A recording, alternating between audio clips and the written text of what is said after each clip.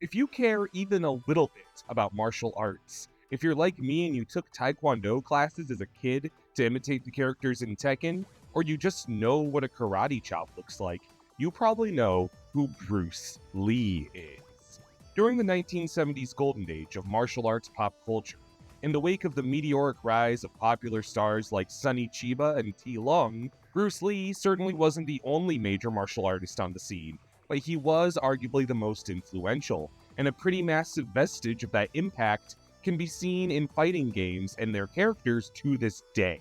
It's rather intuitive, a great deal of fighting game characters are caricatures of real-life martial artists, but there's absolutely no martial artist mimicked more on arcade screens than Bruce Lee.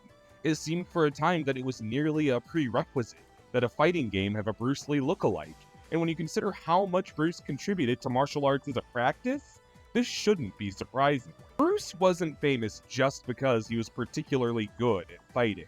You've probably heard the anecdotes that he was capable of displaying speeds too fast for a camera to capture, or his famous 1-inch punch, but none of that measures up to the fact that Bruce Lee invented one of the world's famous fighting styles, still practiced and taught today, Jeet Kune Do. After practicing Wing Chun and boxing among other styles for years, Bruce found himself growing unhappy with the rigid ideals of a set style, and he decided he would blaze a trail for a fighting style that didn't have weaknesses begotten by overly particular rules of movement, rather one that would be inspired by his famous mantra, to be formless like water. Jeet Kune Do was the art of malleability and adapting to the situation at hand, instead of falling back on the familiar measures of ancient martial arts that have become athletic, artistic, and cultural mainstays over eons. Fighting game characters are intertwined with their martial arts and often reflect the ideals and histories of their style, and Jeet Kune Do has become a staple of martial art go-tos when assigning moves to different characters. The sort of bizarre thing to consider is that the characters who use karate, kenpo, judo, and wrestling are all practicing martial arts that have existed and been iterated on for centuries. But when Street Fighter II introduced Jeet Kune Do user Fei Long in 1993, the originator of his martial art, Bruce Lee, had barely been dead for 20 years. And to this day, Jeet Kune Do as a fighting style isn't even 100 years old yet. Jeet Kune Do has only existed as a combat art for a water droplet in the sea that is the history of fighting. Yet it is still precedent and revered alongside styles so ancient as Pancration and Drunken Fist that are speculatively older than written and recorded history themselves. Befitting that historical significance, the game that contains possibly the first Bruce Lee doppelganger was SNK's World Heroes, a fighting game that revolved around a time machine pitting caricatures of historic figures against one another. Kim Dragon was introduced as a clear take on Bruce Lee, where he fought SNK renditions of Joan of Arc and Rasputin. While World Heroes isn't a popular or enduring fighting game, the way other franchises in this video remain to this day, made long before SNK truly found its fighting game footing, you have to give it credit for starting maybe the biggest trend of all of its successors in form of lampooning Bruce Lee in all but subtle ways. That said, there are bigger fish to fry. Without further ado, the most germane and contemporarily relevant inkling of this lineup starts with the first Mortal Kombat and its introduction to Liu Kang. Liu Kang here, represented in costume by Ho Sung Pak, seems to most closely resemble Lee's role in The Big Boss, being that he hails from a humble martial arts school affiliated with the Shaolin, and he largely fights with an ideal of justice. Liu Kang also famously mimics Bruce Lee's trademark battle cries.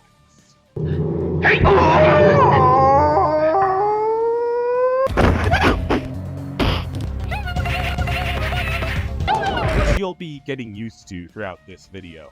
None of this came as surprising. Mortal Kombat has always worn its pop culture inspirations on its sleeve, including Bruce Lee's own Enter the Dragon. However, there are two big things surrounding Liu Kang's status as a Bruce Lee I feel not a ton of people discuss. One is that while Liu Kang's background seems to pay homage to Li's earlier films, another character seems to outright parrot Li's real-life ideals.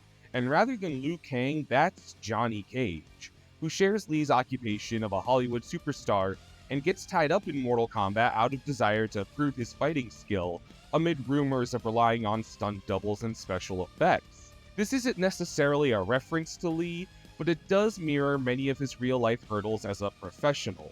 Bruce valued authenticity above all else. When sparring with pupils and peers, he insisted they trade blows seriously instead of settling on simulated taps or touches, only truly valuing practice that bestows serious experience. This allegedly caused Bruce Lee to ruffle feathers when he became ingratiated with Hollywood stunt performers.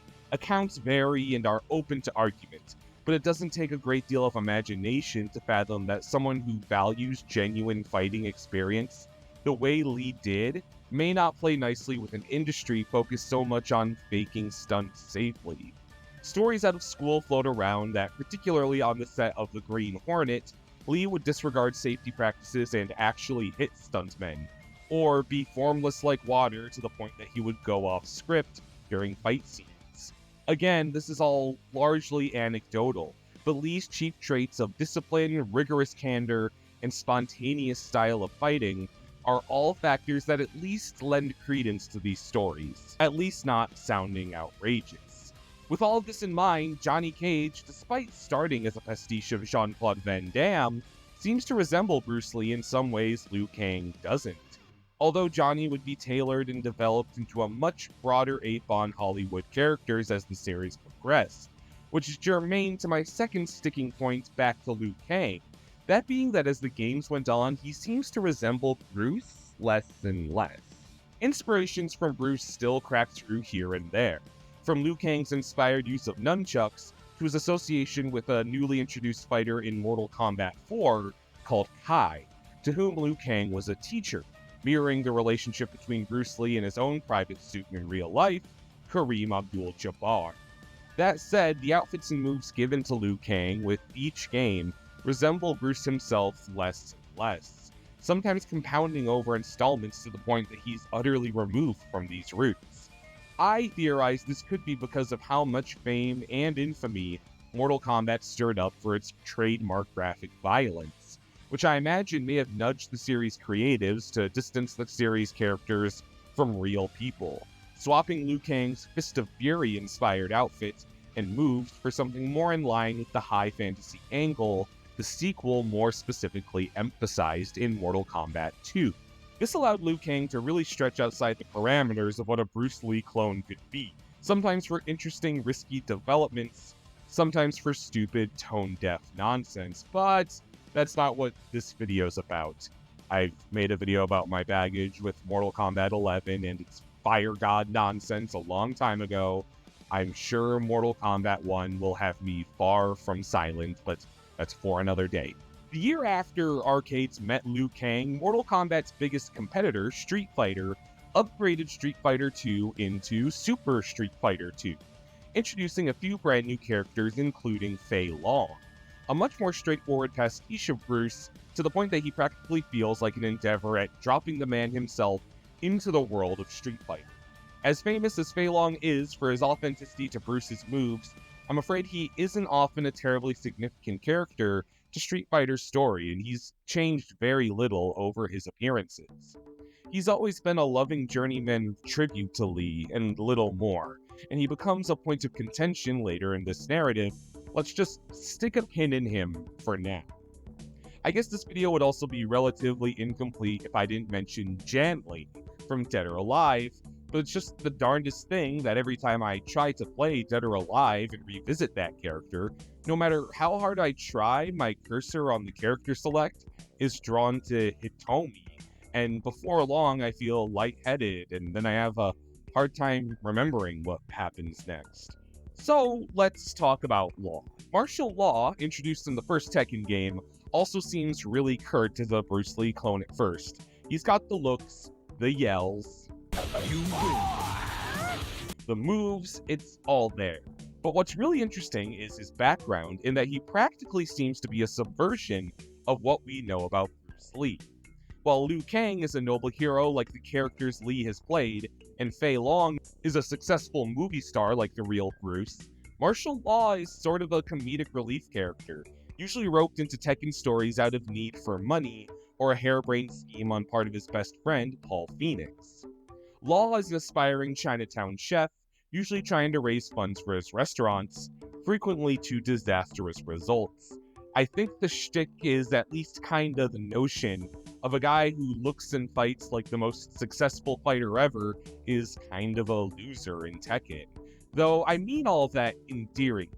Law's been a consistent mainstay because his fast-paced gameplay always manages to be fun, even if briefly supplanted here and there by his son, Forrest Law, who himself bears some resemblance to Bruce's real-life son, Brandon Lee. Less reminiscent of Lee physically is Darkstalker's John Talbot, but I actually think his narrative and personality homage Lee more poetically than most of his contemporaries in this video. Now, hear me out. I know the fact that John is so fucking outrageous for a Bruce Lee clone is kinda the gag. Like, of course, even the monster fighting game has a Bruce Lee, and it's a werewolf.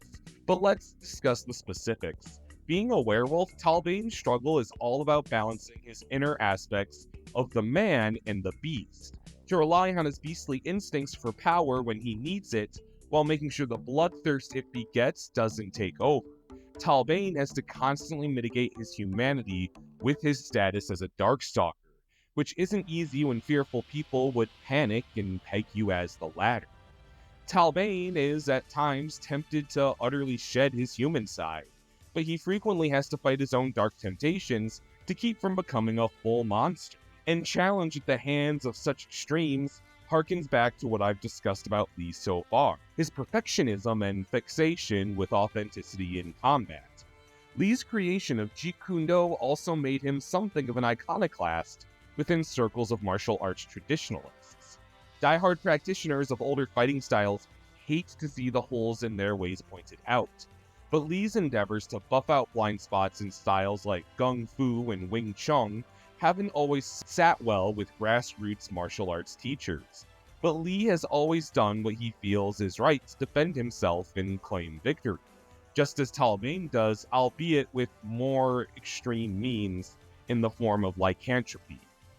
Bruce Lee and Talbane both took every measure to win and be great fighters, which sounds weird to say about a wolfman with fire dragons to compare him to a real-life figure, but I see the same determination in him that I see in Bruce to have a chance to spar authentically, no matter the courtesy and context.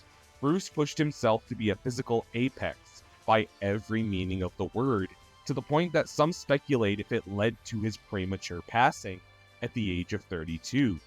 While the cerebral edema that rather suddenly took Lee's life baffled people at the time, there's a more thorough understanding of Lee's condition today, and many theorize that Lee's fatal edema was caused by heat stroke, as Lee had his own sweat glands surgically removed from his underarms because large amounts of sweat were making him look unphotogenic on film.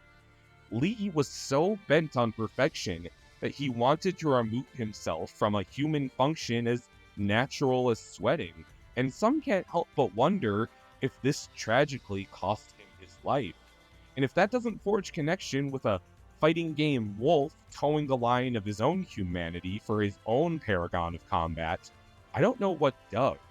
So these characters are all memorable for the different ways they represent and sometimes subvert the experiences and homages of Bruce Lee. But what if I told you Bruce Lee characters are in some jeopardy? Liu Kang, as I mentioned, seems less like Bruce Lee with each installment of Mortal Kombat, and Fei Long has been absent from Street Fighter for nearly a decade. This supposedly stems from one clear development, and I'm going to contest how true this is, but some believe the final boss of Bruce Lee characters is none other than American filmmaker Quentin Tarantino. Just bear with me, alright?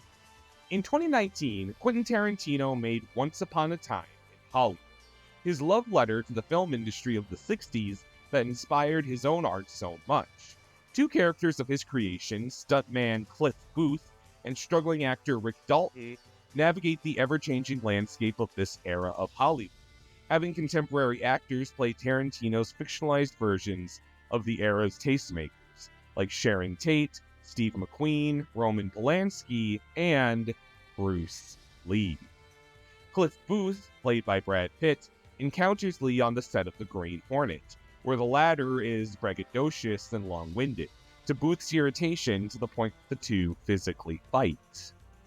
When Cassius Clay meets Sonny Liston in the ring, that's not two athletes posturing. That's combat. You stand in front of a guy, you just want to let him have it. But you can't. This scene was not warmly received by the living relatives of Bruce Lee. Lee's daughter, Shannon Emery Lee Kiesler, was vocal about being unhappy about the arrogance that the fictionalized Bruce Lee was written with. Former colleagues and students of Lee, Kareem Abdul-Jabbar and Dan Insanto, further corroborated how unwarranted this critical lens of Lee taken by Tarantino was. Tarantino has always been open to discussing his creative process, and has been very transparent as to the choices he made. Like, well, the stuntmen hated Bruce. Really? On Green Hornet. No, it's in Matthew Polly's book, and before that, it's always been known. That's why Gene LaBelle was brought on to teach Bruce respect for American stuntmen. Bruce had nothing but disrespect for stuntmen. I don't think there's necessarily a bad guy here. Bruce Lee is a cultural icon to the point that burlesque of him within reason is to be expected. But I also appreciate that I wouldn't feel fondly seeing my dad written that way, the way Tarantino did Bruce, either. I do think something should be said about how this scene stands in the themes of the film as a whole as well. Once Upon a Time in Hollywood is Tarantino's rewriting of history, where his original characters intercept the murder of Sharon Tate, an actress killed in her prime in real life by members of the Manson family, who are instead in this film killed by Cliff and Rick. It was Tarantino's dream to take back an artist he admired, who was slain by people who hated her art, and I think Tarantino's intent, if overblown, is rather genuine this way. His own love of art and film manifested in the destruction of those who stood against those values, and spread misery to stifle that which Tarantino loves most. That said, if you read Tarantino's reclamation of Hollywood in the 60s in a traditionalist lens, you could view his treatment of Lee at the hands of one of his own characters as rather ethnocentricist, sort of notching the belt in favor of traditional Hollywood against a figure who was a massive proponent of foreign films and associated practices. I'm aware that argument is in incredibly poor faith, and it's my honest point of view that that is not what Tarantino set out to illustrate. But what I feel laying out the implications really illuminates is how incredibly important Bruce is to film and Hollywood history, and what a minefield any angle of lampoon of the man is as a result. For such a distant notion to the subject matter of this video so far, it's cited by some as a change in video game rosters. Daniel Lindholm, the composer of Street Fighter V, cited this particular instance as the reason Fei Long has been missing from Street Fighter for so many years. Lindholm implies here that the Lee family has doubled down on protectiveness of Lee's legacy, likely spurned by something as mainstream as an Oscar-nominated film, bolstering an image that was unflattering. Capcom would release a statement and negate the claims of Lindholm, prompting him to clarify, as definitive as his words were phrased, this was speculation on his part and nothing more. This being corroborated by Fei Long, although still missing from Street Fighter VI as I write this, appearing in some newly merchandised character statues just recently.